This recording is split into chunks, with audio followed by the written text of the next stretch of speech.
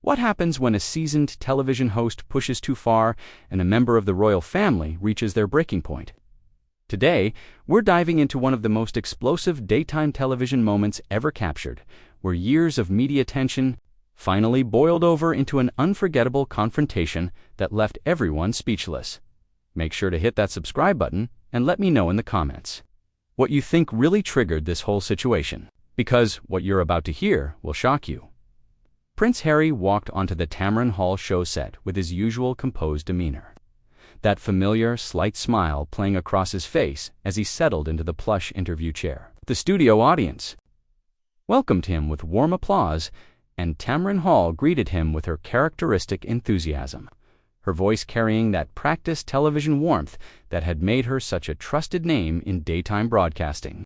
"Your Royal Highness, thank you so much for being here today," Tamron began, her hands folded neatly in her lap as she leaned forward slightly, establishing that intimate connection she was known for creating with her guests.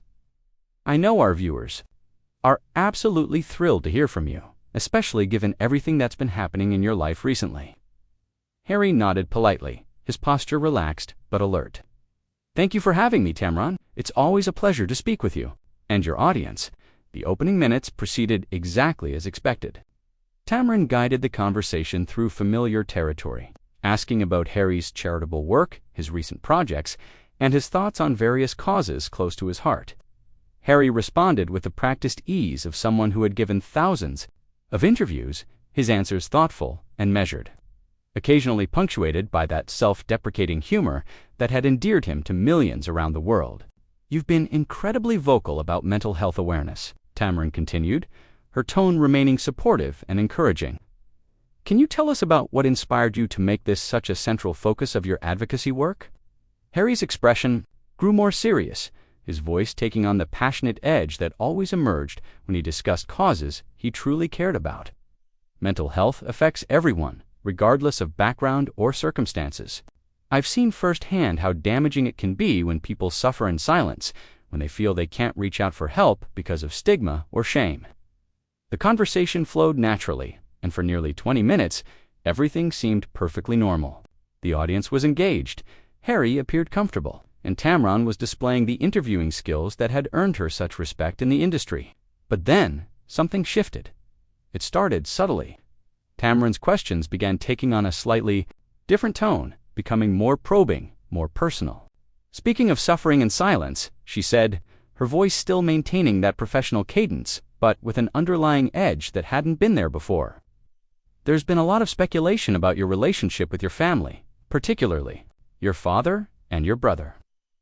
Harry's smile faltered almost imperceptibly, his shoulders tensed just slightly, and those who knew him well would have recognized the warning signs. But Tamron pressed forward. "Many people feel like you've been quite critical of the institution that raised you, that gave you everything you have today. How do you reconcile your public statements with the fact that the royal family made you who you are?" The question hung in the air like a challenge. Harry's jaw tightened, and he took a measured breath before responding. "I think there's a difference between being grateful for opportunities and being honest about experiences that were harmful or damaging."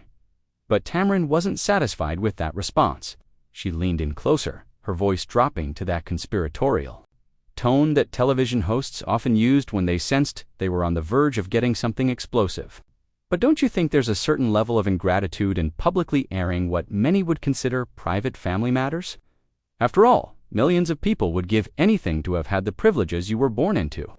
The shift in Harry's demeanor was immediate and unmistakable. His back straightened, his hands gripped the arms of his chair, and his voice took on a steely quality that those familiar with royal protocols would recognize as barely controlled anger. "I'm sorry, but I think you're mischaracterizing my intentions and my experiences," Harry said, his words carefully measured but with an unmistakable warning tone. "Speaking truth about harm isn't ingratitude. It's necessary for healing and growth." The studio audience seemed to sense the change in atmosphere. The comfortable murmur that had been present throughout the interview died away, replaced by an almost palpable tension. Tamron, however, seemed energized by Harry's reaction rather than warned off by it. "But surely you can understand why people might see it differently," she continued, her voice taking on an almost prosecutorial quality. "You've made millions of dollars from books and interviews that essentially throw your family under the bus. At what point does sharing your truth become exploiting your pain for profit?" Harry's face went completely still. The practiced media smile disappeared entirely, replaced by an expression of cold fury that few people had ever seen from him in public. When he spoke, his voice was quiet but absolutely lethal. "I think you need to be very careful about the accusations you're making." The warning was crystal clear. But Tamron Hall had built her career on asking the difficult questions, on pushing her guests to reveal more than they intended. She had interviewed everyone from world leaders to celebrities to ordinary people, with extraordinary stories, and she had developed an instinct for when someone was about to break, when they were on the verge of giving her the kind of television moment that would be talked about for years. Unfortunately for everyone involved, her instincts were about to prove absolutely correct. The silence that followed Harry's warning stretched for what felt like an eternity. The studio cameras continued rolling, capturing every micro-expression, every subtle shift in body language.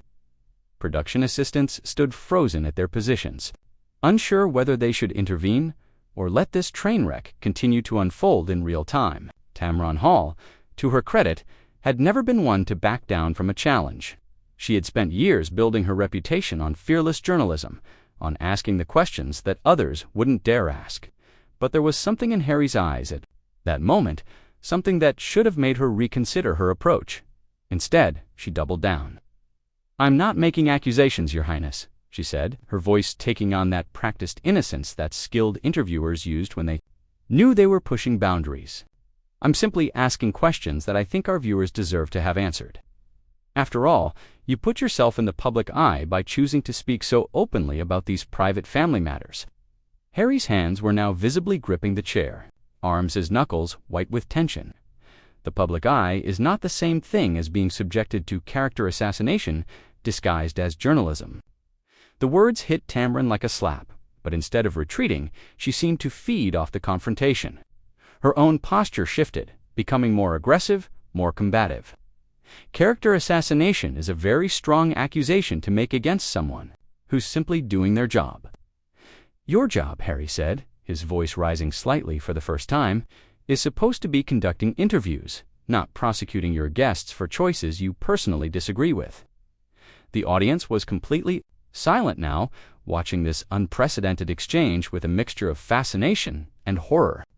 Several people in the front row were visibly uncomfortable, shifting in their seats as they witnessed what was clearly becoming a deeply personal confrontation between two strong-willed individuals. Tamron's eyes flashed with something that looked almost like triumph. She had gotten under his skin, had cracked that royal composure that Harry had spent his entire life perfecting. "I think you're being overly sensitive to legitimate questions about your public statements and actions." Overly sensitive. Harry's voice was now unmistakably angry, though he was still fighting to maintain some semblance of control. "You're sitting here questioning my motives, my character, my relationship with my family. And you think I'm being overly sensitive for pushing back against that?" "I'm questioning the inconsistencies in your public narrative," Tamron shot back, her own professional mask finally slipping to reveal the fierce competitor underneath. "You can't simultaneously claim to want privacy while writing best-selling memoirs about your private life. You can't say you want to protect your family while publicly detailing every perceived slight and grievance." The attack was devastating. In its precision, Tamron had clearly done her homework, had identified what she saw as the central contradiction in Harry's public persona, and she was wielding that insight like a weapon. The studio felt electric with tension, as if everyone present knew they were witnessing something that would be dissected and analyzed for years to come. Harry's response was swift and brutal. "You have absolutely no idea what you're talking about," he said, his voice now carrying the full weight of his anger and frustration. "You're sitting there making judgments about choices you've never had to make, about pressures you've never experienced, about a life you couldn't possibly understand." "Then help me understand," Tamron challenged, leaning forward in her chair with predatory intensity. "Explain to me how someone who claims to value family, loyalty, can spend years publicly criticizing and undermining the very institution that his grandmother devoted her entire life to serving." The mention of his grandmother was clearly a bridge. Too far. Harry's face went from angry to absolutely furious, his composure finally cracking completely. "Don't you dare," he said, his voice low and dangerous. "Don't you dare bring her into this." But Tamron was in full attack mode now, sensing that she had found Harry's breaking point and determined to push him over it. "She's already in it," she said with calculated cruelty. "Every time you criticize the monarchy, every time you paint the royal family as this toxic, damaging institution, you're criticizing everything she stood for, everything she sacrificed." Her personal happiness to maintain Harry stood up so abruptly that his chair rolled backward, the sudden movement causing several audience members to gasp audibly. "That is enough," he said, his voice carrying a level of command and authority that reminded everyone present exactly who they were dealing with. "You clearly have no intention of conducting a respectful interview, so this conversation is over." Tamron remained seated, but her voice followed him as he began to unhook his microphone. "Running away when the questions get difficult? Is that how you handle all your problems?" Harry froze mid-motion, his hand still on the microphone clip. The insult was so blatant, so deliberately provocative, that even Tamron's own production team looked shocked. One of the cameras zoomed in on Harry's face, capturing the moment when his legendary self-control finally completely shattered. He turned back to face her, and when he spoke, his voice was deadly quiet, but filled with such rage that it seemed to vibrate through the studio. "You want to know how I handle my problems? I handle them by refusing to sit here and be insulted by someone who mistakes cruelty for journalism and sensationalism for truth. The truth is that you've spent years attacking your own family for the sake of your career and your bank account." Tamron fired back, standing now herself, her voice rising to match his energy. "And when someone finally calls you out on it, you can't handle the scrutiny." The confrontation had now devolved into something that barely resembled a television interview. It was raw, personal, and absolutely explosive. Harry's face was flushed with anger, his breathing rapid and shallow. Tamron stood across from him like a prizefighter who had landed a devastating blow and was waiting to see if her opponent would stay down. "You don't know anything about my family, my motivations, or my life," Harry said, his voice shaking with barely controlled fury. "And you certainly don't have the right to sit in judgment of choices you're too small-minded to comprehend." The personal attack hit its mark. Tamron's face went pale, but her voice remained steady, small-minded. "For asking questions that millions of people want answered. For attacking someone under the guise of journalism, when what you're really doing is trying to humiliate them for your own entertainment," Harry shot back. The word entertainment hung in the air like a gauntlet thrown down between two combatants who had moved far beyond the boundaries of professional discourse. Harry's chest was rising and falling rapidly, his face flushed with the kind of anger that comes from being pushed past every reasonable limit. Tamron stood facing him, her own composure finally beginning to crack under the weight of what she had unleashed. Entertainment. Tamron's voice carried a note of genuine offense now, as if Harry had struck at something fundamental about her identity as a journalist. "I've spent my entire career trying to get to the truth, trying to ask the questions that matter. The truth." Harry's laugh was bitter and sharp, cutting through the studio like a blade. "You wouldn't recognize the truth if it walked up and introduced itself. What you're doing isn't journalism, it's a public execution disguised as an interview." The production crew was now in complete chaos. Camera operators were frantically trying to capture every angle of the confrontation, while producers gestured wildly from behind the cameras, unsure whether to cut to commercial or let this unprecedented moment continue to unfold. The studio audience sat in stunned silence, many covering their mouths in shock at what they were witnessing. Tamron's voice took on a defensive edge, but she refused to back down. "I'm asking legitimate questions about your public statements and actions. If you can't handle that level of scrutiny, maybe you shouldn't have chosen to live your life in the spotlight." "Chosen?" Harry's voice cracked with disbelief and rage. "You think I chose to be born into a family where every breath I take is analyzed and criticized? You think I chose to grow up under a microscope, to have my mother hounded to death by people exactly like you?" The mention of his mother sent a visible shock through everyone present. Tamron's face went white, and for the first time since the confrontation began, She seemed to realize that she had pushed things too far, had crossed a line that should never have been crossed. But Harry wasn't finished. Years of frustration, of feeling misunderstood and misrepresented, came pouring out in a torrent of words that seemed to bypass his brain entirely. You sit there in your comfortable chair, asking your pointed questions, making your snide comments, and you think you're performing some kind of public service. But what you're really doing is perpetuating the same toxic cycle that destroyed my mother and has been destroying my family for decades. Harry, I think we should take a break, Tamron said, her voice suddenly much quieter, finally seeming to understand the magnitude of what was happening. No, Harry said, his voice now carrying a cold finality that made everyone in the studio freeze. We're not taking a break. We're done. Completely done. He ripped the microphone from his shirt with such force that the wire came partially loose from its pack. The harsh sound of tearing fabric audible throughout the studio. This is exactly the kind of predatory behavior that I refuse to subject myself to anymore. I came here in good faith, expecting to have a conversation, and instead, I walked into an ambush. Tamron made one last, desperate attempt to salvage the situation. Harry, please, I think there's been a misunderstanding. If we could just sit down and ... double quotes, misunderstanding. Harry's voice rose to a level that made several audience members visibly flinch. There's no misunderstanding here. You knew exactly what you were doing. You planned this attack. You waited for your moment, and then you went for the throat like the vulture you are. The personal attack was devastating. Tamron's face crumpled as if she had been physically struck, and for a moment she looked less like a seasoned television host and more like someone who had just realized they had made a terrible mistake.